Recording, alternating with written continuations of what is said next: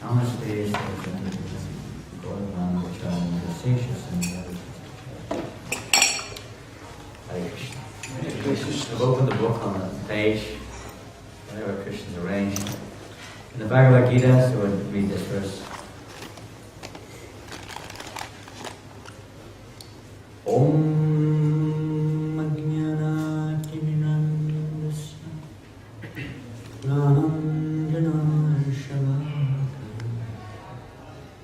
Chakshuram Mritam Tasmai Shri Shri Chaitanya Manobishtam Sampitanye Swayam Bhagadamayam Vidadi Sadhu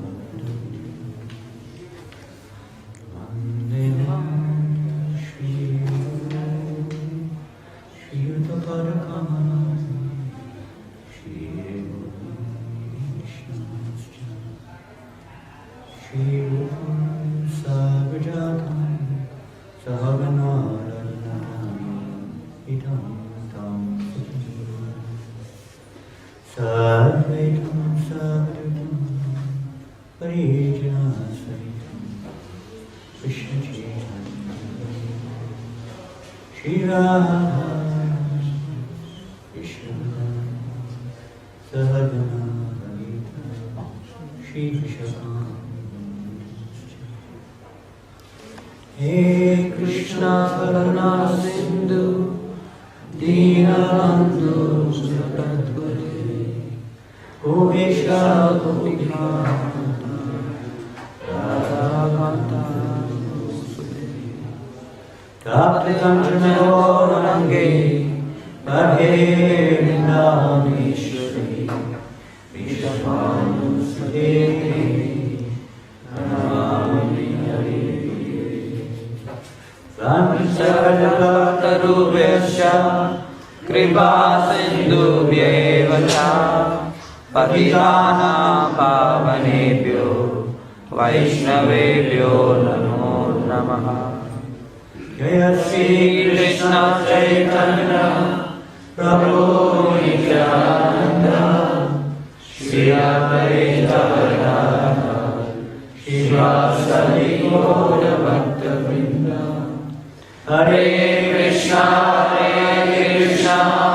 Krishna Krishna Hare Hare Hare Rama Rama Rama Hare Hare. If you have your Bhagavad Gitas, you might like to turn the page open to, let's see, each one of these two verses are both very nice actually. Let's read both 34 and 35 of chapter 3. If you have your bag. How many of you have got your Bhagavad Gitas with you? Hands up. Two of them on the phone. On the phone. Is that the same? Two of them. And you've actually got a Bhagavad Gita, as it is, on the book form. Anyone has a book? No one has a book. Amazing. It's in home. Oh, it's in home. There's one in London also. I saw one in London. Bombay maybe. No, you don't need to get it. I'm just inquiring for the sake of it.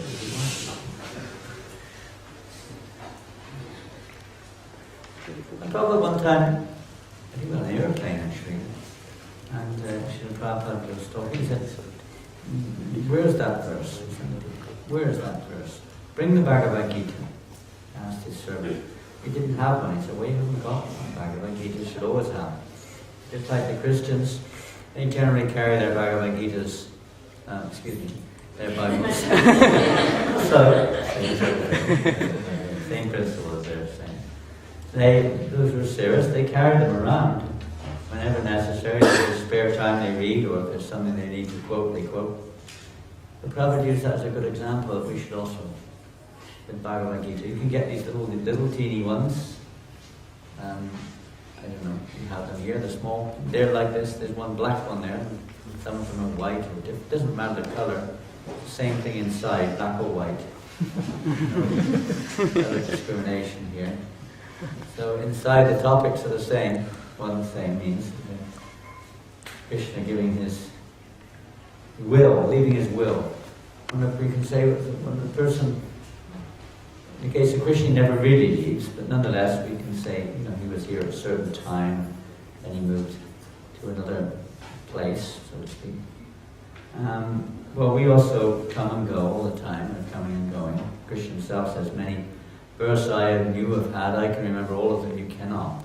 Because Krishna is unborn, he's not actually born physically speaking, but he appears, he's prakrit and apakat, he manifested and unmanifested. So we call that the birth and death, but in Krishna's case it's not. He just appears, his will, and when he feels, when the time is right, he becomes unmanifested.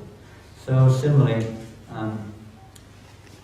man may sometimes leave a will, or a woman or anybody, before they depart, they write one will, and you're supposed to follow the will. I think legally speaking, that's how it works.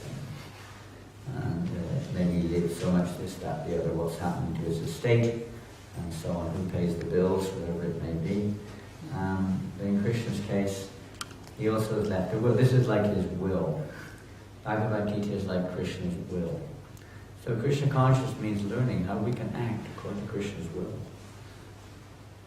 Bhagavad Gita is the guidebook. It is like a written guidebook of how we can learn to live our lives according to the will of Krishna. It doesn't mean you give up your life. It means we learn to live our life according to the will of Krishna. Surrender, sacrifice of so many things. It's simple. It simply means instead of doing things for our own selfish purpose, we learn to do it for Krishna. That's called surrender. It's not so difficult. You may not want to, that's another thing. But the practice is not actually so complicated. Of course, there are many challenges on the path, we can say, or we may call them whatever we wish, different challenges or obstacles, whatever you wish to call them. But in principle, it's not so difficult. Let's see what it says here. This is text 34. Indriyasyendriyasyarte ragadvesho vyavastitao tayona vasham agaschet todasya paripantino. This is a nice word, paripantino. It means stumbling blocks. Stumbling blocks. Paripantino. Todasya paripantino. There are principles. There are principles to regulate attachment and aversion. Raga, dvesha, yuvastito. Raga is the attachment and dvesha is the aversion, or likes and dislikes, hatred and like this duality. So there are principles to regulate these things. You can't stop it exactly like that, but to regulate it. Those pertaining to the senses and their objects. One should not come under the control of such attachment and aversion, because they are stumbling blocks on the path of self-realization.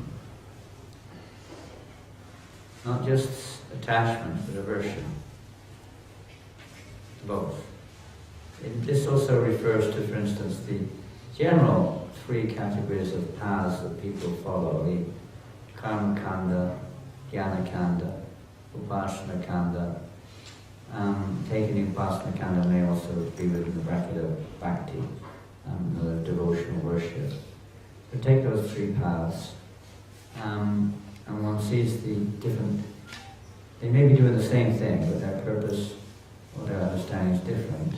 The Karma Kanda path is usually one of attachment, and it's performing various kinds of activities to try to improve one's material situation, to get an elevation to the higher planets, a better life in this world, bodily, material results. And on the Jnana Kanda path, so they accept attachment. The Jnana Kanda rejects it. It rejects material attachment, up to the point where, of course, the philosophy of nihilistic philosophy of everything's an illusion. material world is an illusion, nothing really exists. So they kind of reject it altogether, negative. They realize that material life is say, false in the sense it's not our real business. You don't really belong here, and there's no real benefit from spending all one's energy trying to make the material world to our satisfaction. So they reject the material world entirely. So one accepts it as basically all in all, and the other rejects it entirely, or a mixture of the two. But the devotee is not one or the other. Krishna is not advising us to be neither one or the other. Unfortunately, we also sometimes, as aspiring devotees, we're also busy trying to use Krishna consciousness to try to adjust the material world so that it just fits what we would like it to be, as much as possible. So we also get entangled in this sense, and we encompass sometimes unnecessary stumbling blocks. Nātupasamam shakshat bhakti yoga bhokshija and Sudha Gosvami. Sudha Goswami states that the material miseries of this world, which are superfluous to the soul, nothing to do with the soul, can be mitigated immediately by the linking process of devotional service. So what is that linking process of devotional service? It is this simple process. We don't accept or reject this material world as such. We act according to Krishna's direction. In the Bhagavad Gita was that verse, 6th chapter, verse 1. That verse goes, step on memory. It's a very important guideline for us.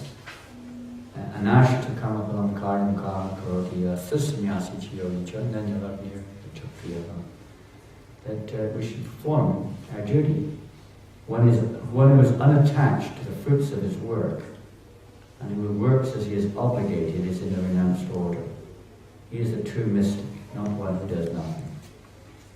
The devotee acts, but he acts without attachment to the result, in one sense. Now, that's also interesting, because if you have no attachment to the result, you may not be particularly concerned about, trying to do a good job or succeeding. But a devotee does, but being not attached to results means not for himself. He wants the result for Krishna. That's the detachment for the devotee. He works in this world, but not for himself. He's not attached to it for himself, and he doesn't reject it because he knows it's not his, or it's not ours. How can you renounce something which is not yours? This is the actual consciousness. Some people think we have to renounce this world. That doesn't mean anything. It doesn't mean anything at all, because it's not yours to renounce. But when Bali Maharaj was, you know some of you, the story of Bali Maharaj, when he surrendered when he thought he was like the proprietor of the universe almost, when he surrendered everything to the Lord, there was still a little element there of pride. He was thinking, I've given everything. But when his wife Indyavali came upon the scene, you can imagine how she felt. Imagine if some of you ladies are married. Imagine if you came out back home, maybe you've been out with a baby in the pram somewhere or something. You come back home and you find out your husband has given everything away. Absolutely everything, including all your clothes, your shoes, your makeup, everything. And the pram, by the way. Maybe the baby also, I don't know. Everything given away without even consulting you. How would you feel? Would you feel happy? Everything, absolutely everything, even his own body. How would you feel? No? Can't imagine. Some people are not married, of course. And I'm sure you can understand. So she got a little angry with her husband in a sense. You can imagine how she felt. She said, "You agnostic fool." Even now you're still behaving like an agnostic fool. And you think you've done, such great service by giving everything to the Lord, but still you have not realized that it was never yours in the first place. And now you're proud of giving it. So she got on his case, telling him he was still in ignorance, even though he just surrendered the universe to Gosvami. Prabhupada says she was far more advanced than Bali Maharaj in spiritual life. Because she realized that nothing belonged to anybody in this. Everything belonged to him already. What is this idea of giving it? So she's a surrender. There's a difference between one who surrenders everything and one who's a surrendered soul. The two items are mentioned, nectar devotion. Bali Maharaj fits one, Anjali the other. I'm not said both very elevated.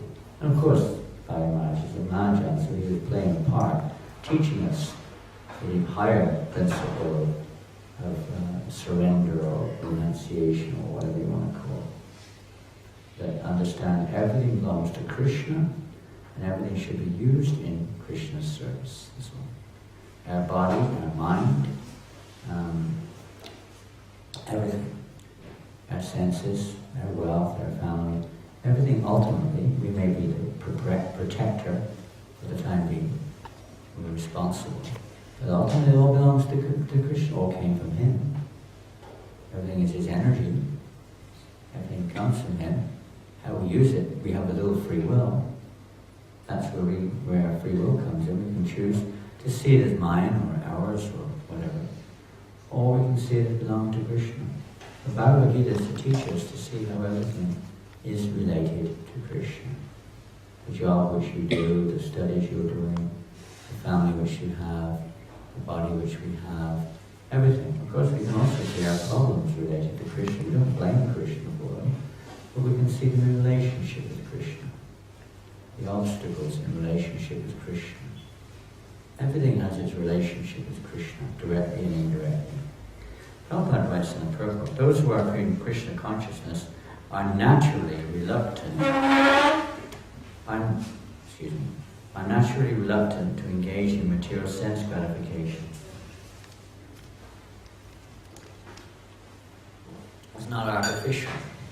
Some people make an artificial attempt to restrain their senses early on, or maybe later on, I think it is. Indriya Sindhyasyate.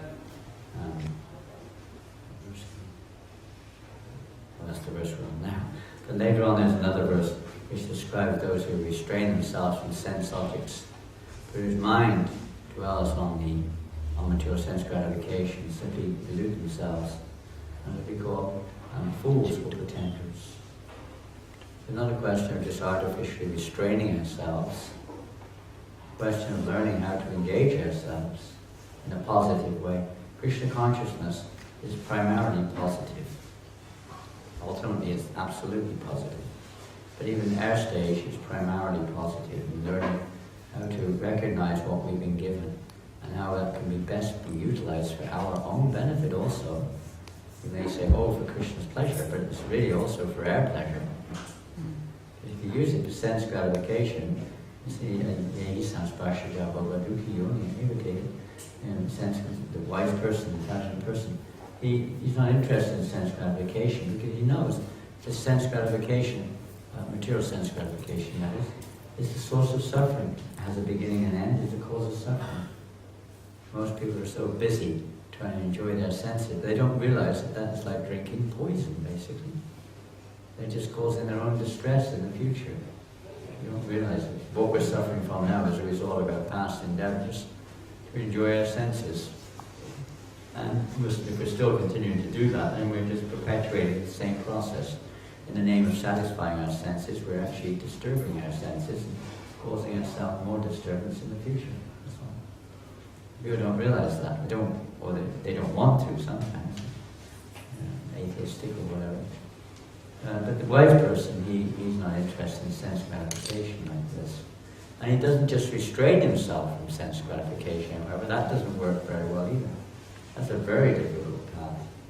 but rather he learns how to engage his senses, or engage one's senses in a positive way, connecting them with Krishna, according to the will of Krishna.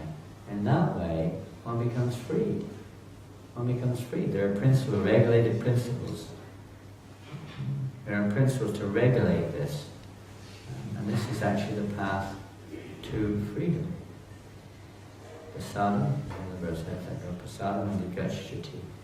That was the verse I was trying to remember. I can't remember where it is. So then Prabhupada goes on to mention, unrestricted sense enjoyment is the cause of material engagement. The one who follows the rules and regulations of the revealed scriptures does not become entangled by sense objects.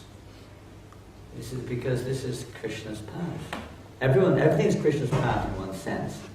Just like in Sydney, everything you can say is under the government, officially speaking, including the roads, the hospitals, the schools, the prison houses, and so on and so forth. So in one sense, everyone is under the government, but some people, of course, choose not to follow the will of the government exactly, so they end up in another aspect of the government's property, a prison or something like that, hospital or something. So similarly, although we may say, well, if everything's Krishna's path is all one, it's not exactly like that. Just like you can say everything is the government's, therefore everything is one, so it doesn't matter what you do, you're still under the government. There's a vast difference between a citizen who acts according to the direction of the government and one who acts against the government. So in this material, basically, to some degree, we're not following or abiding by Krishna's will. So Krishna provides us this material world in which we reside, where we forget about Krishna, and we try to get on with our own business of seeing ourselves in the center and trying to enjoy our senses. But without Krishna providing this world, we have no means of trying to satisfy our senses, no means of trying to enjoy in any way whatsoever. He provides all the means, just like a parent provides the means for the child. The child has no independent ability he wants this toy and that toy, but those who have children, some of you may have children, you know what it's like. You have a little son, he sees something in the window or something, Daddy, Daddy, I want that, but he can't get it. Unless Daddy buys it, right? Isn't it? Yeah. And he pesters you so much that eventually, all right, now Daddy goes in and buys in that toy or whatever it is. Well, maybe you don't, but most people do. And nowadays, not even interested in toys, they're interested in the latest mobile phone or laptop computer or something even more sophisticated. Daddy, Daddy, I want that latest, Mac top, whatever it's called. The latest multi-purpose mobile or $2,000 mobile or something. Kids walking around with it. And but he can't provide himself, got no means. So this material is like that, we're like kids. All right, you want it, here you go. So for a little while, Krishna gives us this material until we get fed up with it. Unfortunately, we usually we're kind of stupid, although we have a bad experience or realizations, and we'll still go back to the same thing again often. But when we finally learn our lesson, all right, then come back. And you don't need the material world anymore. When we grow up, when a person grows up, generally speaking, they don't play around with toy soldiers and what else children play with. But of course, nowadays, children are playing with computers, so I guess none of us really grow up. They're just like sophisticated toys. But the adults also have all their toys to play with. And but when we really wake up and we realize that we don't belong here. So it's not our business to try to enjoy sense gratification. For example, sex enjoyment is necessary for the conditioned soul. Sex enjoyment is necessary, practically speaking. And sex enjoyment is allowed under the license of marriage rights or marriage ties. According to scripture and injunction, one is forbidden to engage in sex relationships with any woman other than one's wife. So this is one example, a primary example, of how we regulate our desires or sense and attachments. Sex is only for within relationship with one's own wife. All other women, for men, the scriptures are supposed to be primarily to give the men are supposed to take responsibility to see that religious principles are upheld. So it's directed towards them. All other women are to be considered as one's mother. This is the way that this tendency is supposed to be regulated. But in spite of such injunction, the man is still inclined to have sex relationships with other women.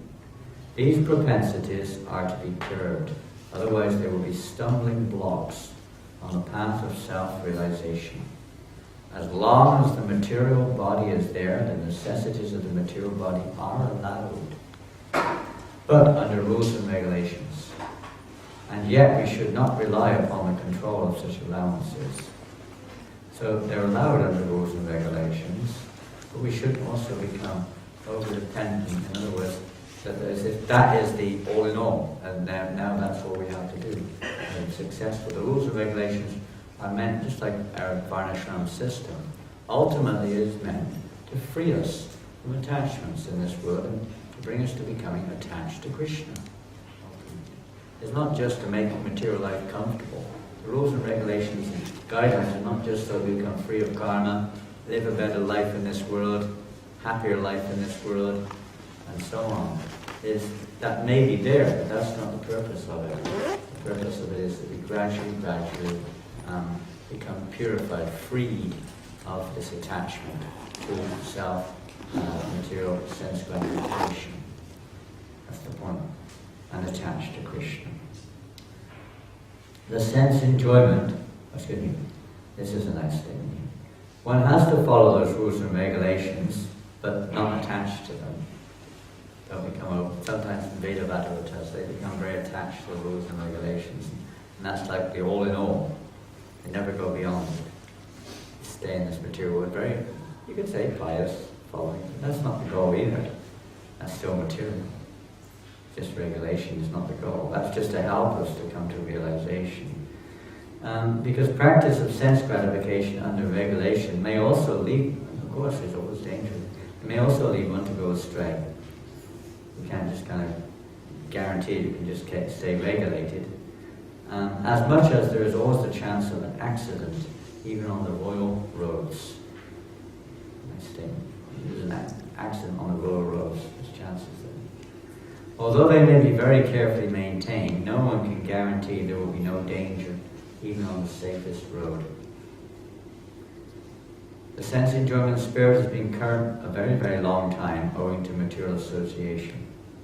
Therefore, in spite of regulated sense enjoyment, there is every chance of falling down. Therefore, any attachment for regulated sense enjoyment must also be avoided by all means. So although it's there as a beginning stage, as a good start, ultimately we should not be attached to that either. Attachment, what should we be attached to? What should prasangam ajaram. We should become attached. Attachment to Krishna consciousness, or acting always in the loving service of Krishna, detaches one automatically from all kinds of sensory activities. So not just a question of becoming detached, but becoming attached to devotional service, that automatically releases one from the attachment to sense enjoyment. You don't have to worry separately about it. It's the byproduct. Therefore, no one should try to be detached from Krishna consciousness at any stage of life. The whole purpose of detachment from all kinds of sense attachment is ultimately to become situated on the platform of Krishna consciousness. So we have time for some questions or comments. We won't have time to read the next verse, but I do recommend you read these, especially chapter 3 of the Bhagavad Gita. It's a very relevant chapter for everybody, and especially those who are working in this world. We have to associate with this world regularly in terms of working with people who identify with this world, having to raise families, which is a great challenge, and so on. This chapter is a very great source of inspiration and strength and guidance. So, any questions, please? Anything, not necessarily on this, anything which you wish to discuss.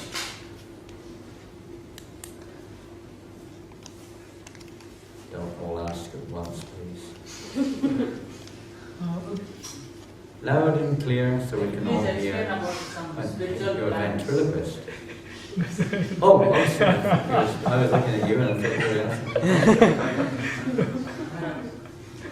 Maharaj, can you please explain about spiritual planets? You know About about spiritual planets. Spiritual planets. Yeah. Do you want to know about the spiritual planets? Yeah. What are the spiritual planets? Yes. And anything else? No, Uh, just the spiritual planets. The second question is, if we go to the spiritual planets, for example, two devotees go to the spiritual planet, can they recognize each other? Only 2 devotees go. What if 3 go? If 2 can't, then 3 definitely won't. Some devotees, if they go, if they meet in Sydney, can they still recognize them? They meet in Sydney, can they meet up there? Hare Krishna. Spiritual planet. Well, Krishna says there's no need of sunlight or moonlight or electricity in the spiritual world. They're self-important, they're eternal. Again, we try to see what the difficulty in these type of questions is. Not difficulty in one sense, but the difficulty is if we hardly have the capacity to comprehend the actual substance. Because we tend to see things in a kind of relative form, we try to measure things and try to adjust things like that. The fact of the matter is anything that you can measure is called material. Spiritual cannot be measured. And it doesn't have, like in this world, something is like so thick and so thin and so heavy and so whatever. You put all these...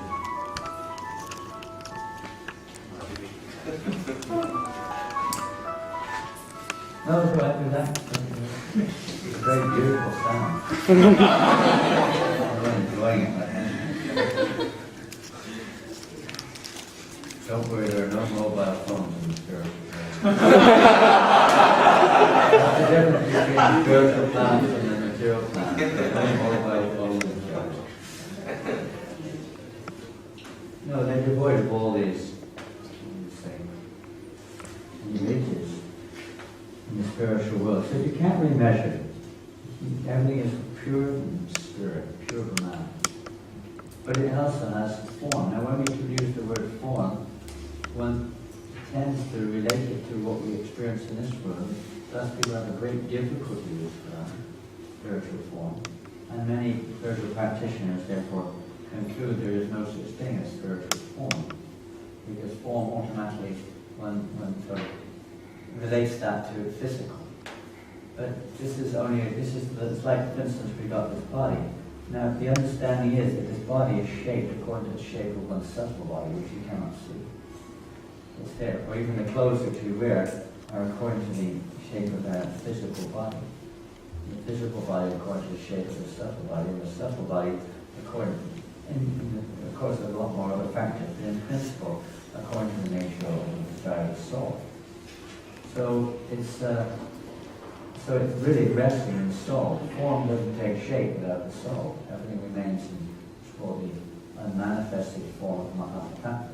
It's only when we go to the presence of soul that things actually come into shape, to take form, even in the material world. But in the spiritual world also, form is there, but it's pure, Brahman. It's actually spiritual, unending, not conditioned. I mean, a number of different, word I don't know, kind of comparisons are unlimited, but still we can't really comprehend it because we have Krishna, the Bhagavad Gita, Sevam we have material senses.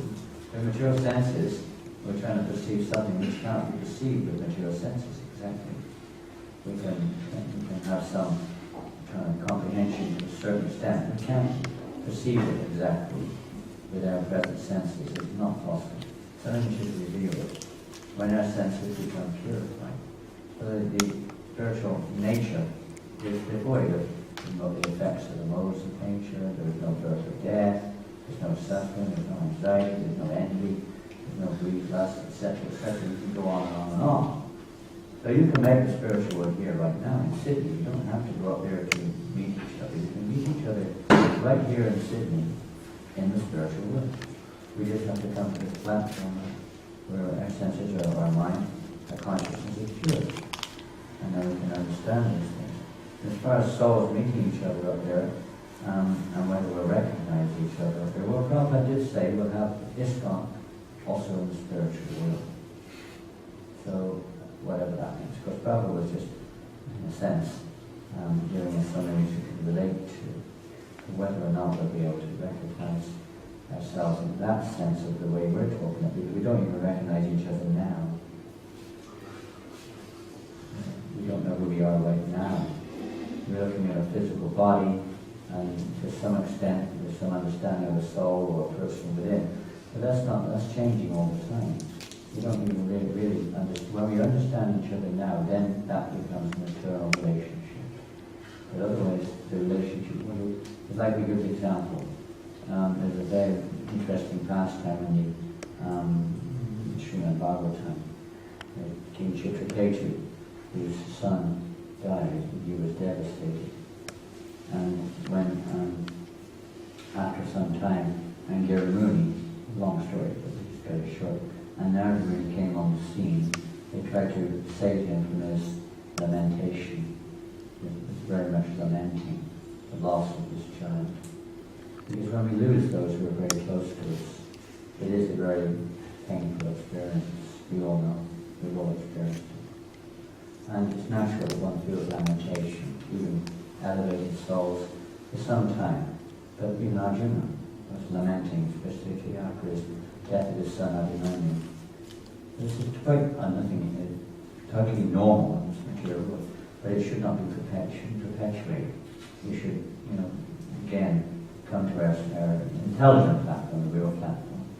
So the Bhagavad Gita gives us the clear platform. So Chitraketu was very overwhelmed, and there's good reasons why. But after a while, Angara Muni and Narada Muni came on the scene, and they actually preached him, but he still couldn't really get it because he was so attached. So he accepted it was true, but still he was overwhelmed. So then he said, okay, what do you want? What do you really want? I want my son back.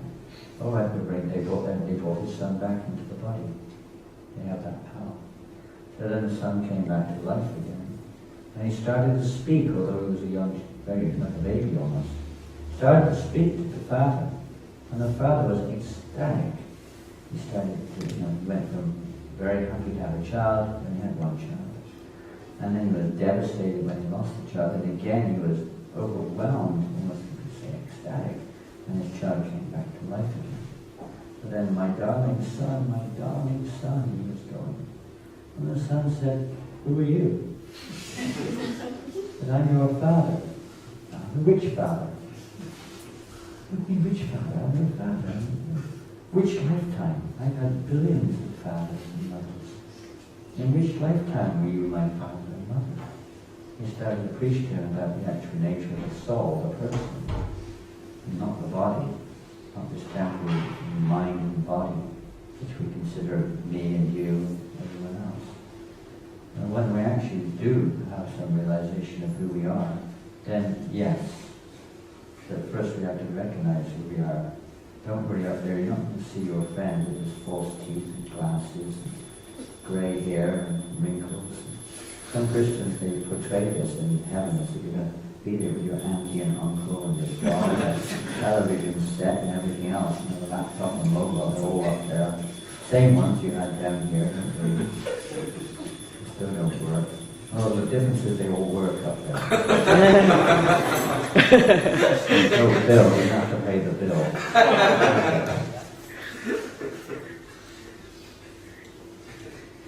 If you don't realize who you are, the question doesn't really apply because you don't know who your friend is.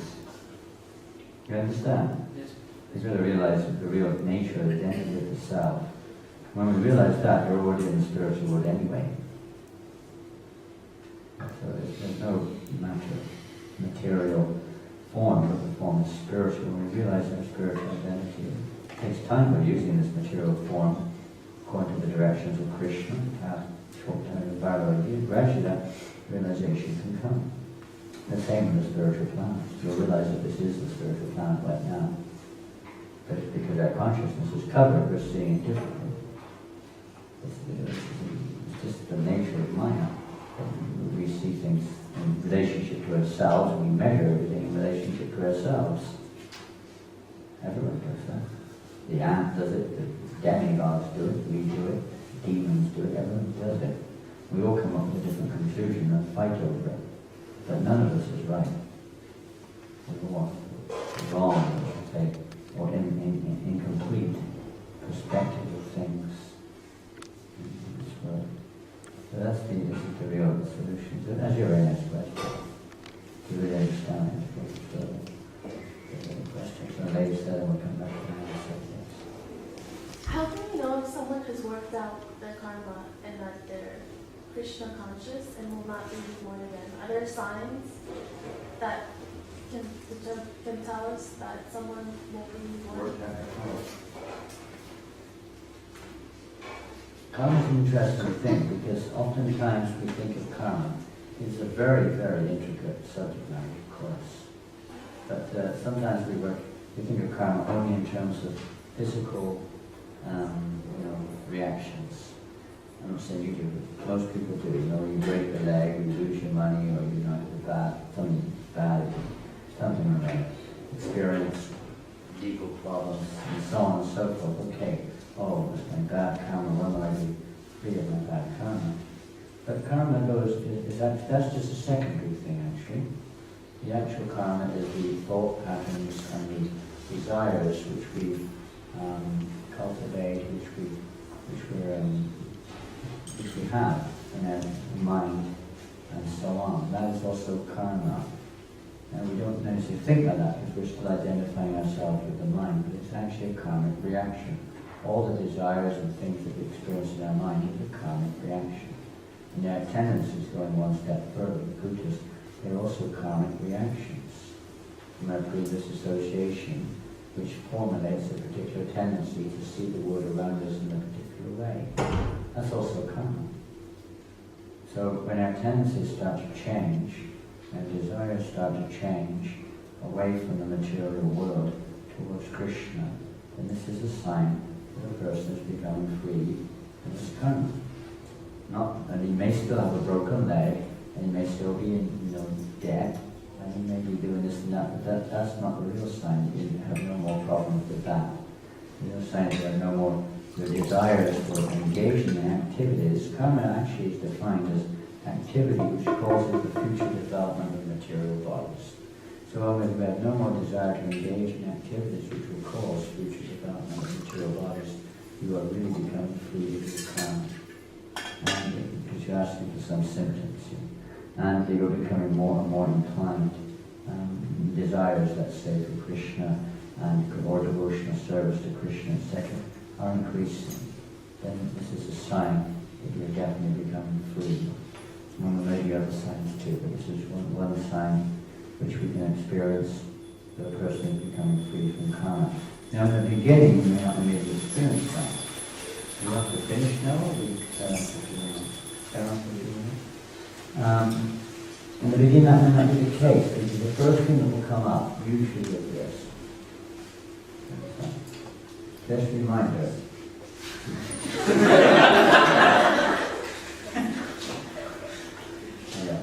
I'm working on that already. I'm already working on it. It's already on the menu. We've already started the first course. First course is conserved. So the amazing thing is, it's like all these things are held in stock. And generally we're not aware of that. There's a big stock of unmanifested reactions, waiting in stock to fructify, to take seed. A big stock. So in devotional service, that big stock, when you start the path of devotional service, one of the first symptoms is you may see a large stock of karma coming up in your mind. And you think, this is terrible. Now I'm experiencing worse than I was before. Before it wasn't so bad. Now it's just like an avalanche, a tsunami. Sometimes, you say, oh, that may sometimes happen. It doesn't come in such a way you can't manage it, but it may sometimes appear like that sometimes. The thoughts you never realized. But they're in an unmanifested state within a subtle body, in mind, and yet to come to the surface. The program hasn't yet. Like a television program coming up, it's just about to begin or something. And you don't know what's coming next in the material world. You can't say. So for a devotee, most people live out through lifetimes after lifetimes through different species of life. But when you take a devotional service, that's going to be cleared up in this very lifetime, and it's not going to be all that you have to do. There's a token reaction will come up, which is just the right amount of, let's say, challenges, adversities, and obstacles. Let's put it in the sense of challenges in our mind, and so on and so forth, which are just suitable to even the physical sufferings. Are just suitable for removing the tendencies which we have from mature sense enjoyment. The idea of this is not, to overwhelm us, but is to help us to become free of any tendency to want to exploit or enjoy this material world. And to bring us to the point where we realize that there's no other shelter or freedom from this world other than to take shelter of Krishna. So sometimes distressful conditions are very hard to bear, and we all always have them. But if they help us to take, Queen Kunti was praying like this, and these difficulties happen again and again, because in these difficult situations, they have no recourse other than to take shelter of the lotus feet of Krishna. So that's the positive side of that. On the other side, when a devotee suffers, it said he is getting free of bad karma, and when you enjoy, you're getting free of good karma. You also have to get, most people think of karma, they only think of the bad. We don't realize that good karma is just as entangling as bad. In fact, most people, they actually want good karma. They pray for good karma. And they become even more entangled in the material world than people who are on bad karma path. Both we have to get free of this. Both from your own path. Both have become transcendental for these. So when we're becoming more and more attached to Krishna and less inclined, the desires may be there, the challenges may be there in our minds, difficulties may be there externally, but we're less and less attached to them. We're not taking shelter of them or battling with them, trying to adjust them, trying to turn up the good ones and turn off the bad ones. Not fiddling around with the terrorism knobs anymore, but we're just depending upon Krishna. We're not trying to make our separate endeavor to enjoy. We're depending. When we become more and more dependent upon Krishna, it's a sign that we're becoming free. Even though it appears it's going on, it's still the old age and the disease and this and that. But it's just winding down. When we're no longer engaged in activities to cause more karma, more body, more material. What other symptoms can we say so we can see that we're becoming free of that karma?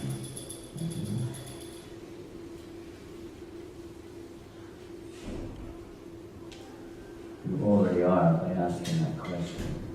That's a symptom that we make see. We're aware of it.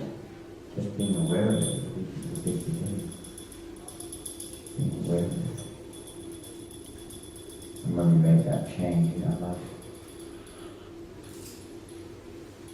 anything else?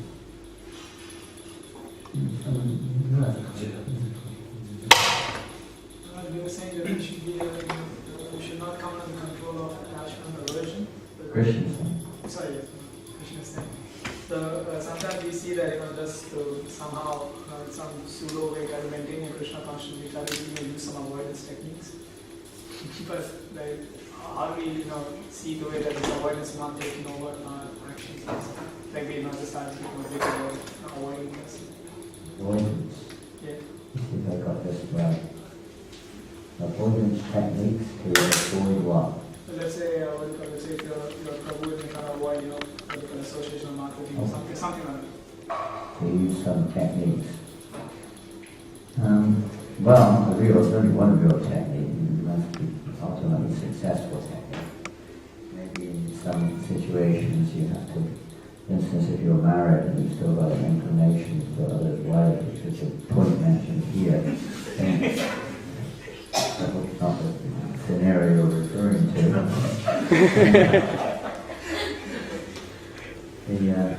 Then some techniques may be required, and that may be, but ultimately that's only just to try to save a situation. Like Vasudeva employed a technique to save the wife of David, but then the Kamsa was trying to kill her. He did, it worked, but that doesn't look good. His philosophy was somehow save the situation right now so that we can get on with our real business of actually becoming Krishna conscious. It's only by becoming Krishna conscious when you get the actual higher taste.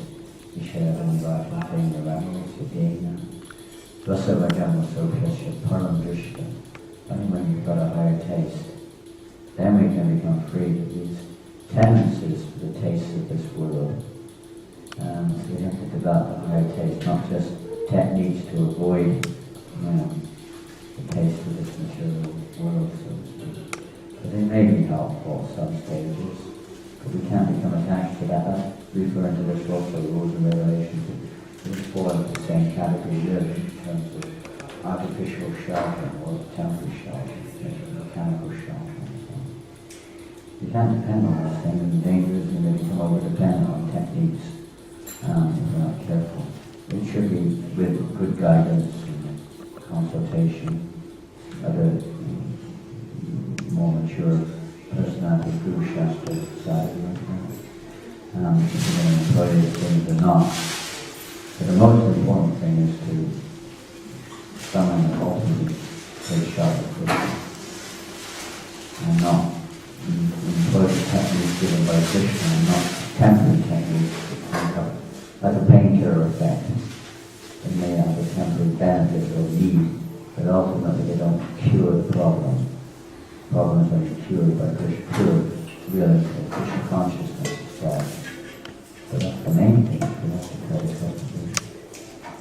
And good association, and chanting and hearing of Krishna, and so on and so on. That's the real solution. Which will free us from the attachment to the temporary things of this world. We can employ some yogis, for instance, to help them to restrain their sexual urges with locks and chains on certain parts of their body, so they cannot engage in such activity. Other people do even more radical things. But this doesn't mean to say that the desire is removed. It's the desire that has to be removed, not just the object. We take the verse recorded earlier on.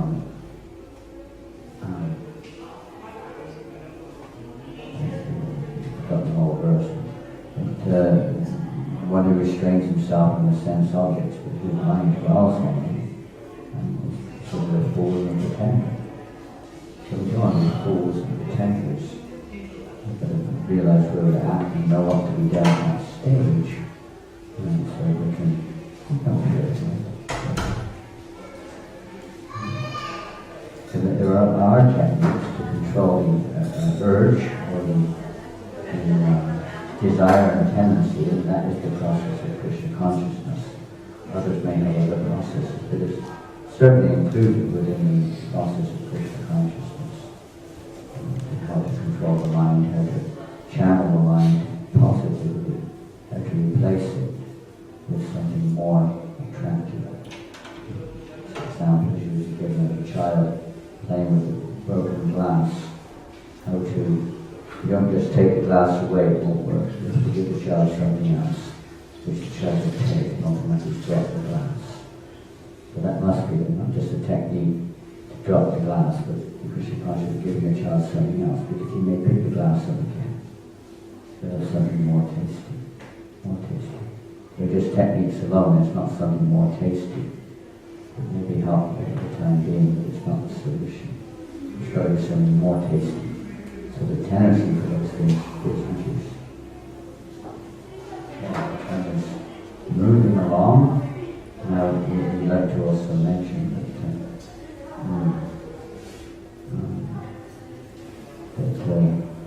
as we mentioned already, it is natural that we all face situations sometimes when we lose those who are very dear to us in our lives, be they friends, family members. We are an illusion, so we're not going to just talk beyond our capacity, so to speak. But so it's natural we're going to become affected by that. It will vary from person to person. It's just like Mother Ganga. Ganga's not here tonight. Is she here? Well, 3 days, actually at the program the other night, she just heard that her mother had passed away 3 days ago. And of course initially she felt, a few minutes she was very happy because she realized that her mother was very lucky. Because she'd been worshipping Lord Chaitanya Mahaprabhu and Janananda, Balaram, Subhadra, and Hare Krishna. And her body wasn't in good shape, she was suffering. So she was very happy. When the soul passes on from this material body, it depends. If they're fortunate enough to have especially a relative, close relative who's inclined towards Krishna consciousness, they get the benefit there, tremendous benefit. So the best thing we can do when our relatives pass away, or anyone passes away, is to try to become Krishna conscious. Because that will be for their benefit. Especially if it's a parent, whatever it may be. He passes away. I know when my father passed away, it was interesting actually. I was out in New Zealand. And I decided I was going to go back to England for a week or two, right? And we had a reunion of things. So I just bought my ticket that day. In England, those days it wasn't on the internet. You could buy a ticket and go the next day. And the price was still the same. It's changed now. You buy 60 years in advance. You're dead by the time the flight goes. I hope you die before the flight and you don't have to see the money. But anyway, I bought this ticket and then the night before the flight I had a phone call. It was my brother on the phone. He'd been trying to get hold of me for 2 or 3 days, you know where it was. And he said, "Oh, Dad just passed away 3 days ago." I said, "Well," he said, "You're in New Zealand, so obviously you can't come over because the funeral's in 2 days' time." So I said, "Well, amazing enough, I'm leaving for London tomorrow morning already. I have the ticket." So I went to the funeral, and he wasn't too as such. He never really had much interest in Krishna consciousness, but it was a good opportunity. We were able to, put flowers and Janananda and so many different things at that moment to his coffin. And we were able to even take his ashes to the river Ganga. So he was very lucky in that sense. I was, not because he knew really, but someone else got that good fortune. So we can do the best we can. It's part of life. It's passing away. Everyone has experienced this. So we do the best we can. And in our good wishes, in our prayers, and our devotion, they get the benefit of that. We're indebted to them, to our parents. And certainly if they in any way had any contact with Krishna consciousness, they get tremendous benefit from that. But even if they haven't had much, even if it's been negative, they still get tremendous benefit because naturally the son or daughter will be very much, attachment will be there, and natural good wishes will be there. And Krishna has to fulfill the good wishes of his devotees. He's obligated to Bhaktivedanta. So if the good wishes are there, then so even though they may not be themselves advanced in spiritual life, they will become blessed and they will get very good. Either a very good birth, again, in a position to take up spiritual life, or they may even go back to God, depending on the situation. So in that sense, it can be a very positive thing, not simply, oh, such a lamentable situation only. It can be a very joyful occasion in one sense, as well as a lamentable one. Interesting mix. But we should all of us, our business is to think of the welfare of everyone, every living entity, everyone. And it's natural we should think of our parents and family members, pray for their welfare. They've done so much for us. We should be indebted. And the best way we can repay that debt is to help them to make spiritual advancement. Once they work out their bodies, then we should be praying for their spiritual advancement and trying to advance ourselves, because our advancement they will automatically get benefited by. It states in the scriptures that depending on the level of devotion and advance we are, that we've brought our family members for 3, sometimes 3, sometimes 7, sometimes 21, even up to 100 generations before and after are delivered in the material world. It depends on the potency of the devotee, the purity of the devotee. And we now consider ourselves as much as a devotee, but still there's some benefit of that. So we should continue to always think of the welfare of others, and not just act in the kind of material, lamentable way only. That won't help anyone. Doesn't benefit the soul, increases the attachment to the body plane, increases their entanglement in the world, and we want to then help them to become attached to Krishna.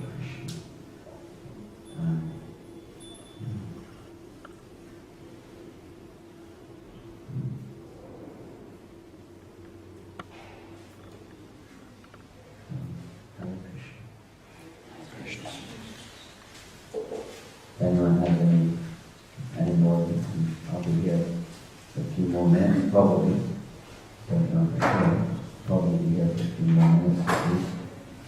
Krishna will. We'll come to all this one day. But let's prepare ourselves so that the time comes when we're depending on Krishna.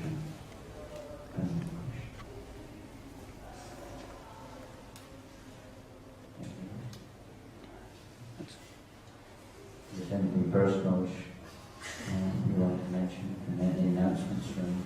We're going to have prasadam now. Oh, Yeah, so if you can. prasadam Outside. Thank you all very much.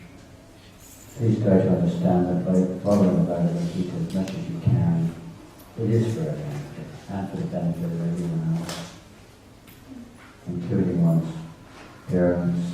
They're not very mature spiritually inclined, they will get benefit if we're thinking of their welfare. Prahlad Maharaj prayed for his father around the Kashi, be pleased with everything. Such a sinful person. Because of the prayers of Prahlad around the Kashi, of course, a lot more to it. The mission days that was already delivered. In fact, all of the family members for many generations have been delivered. Hare Krishna.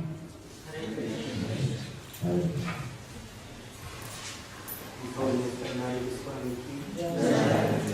Prabhupada ki jai.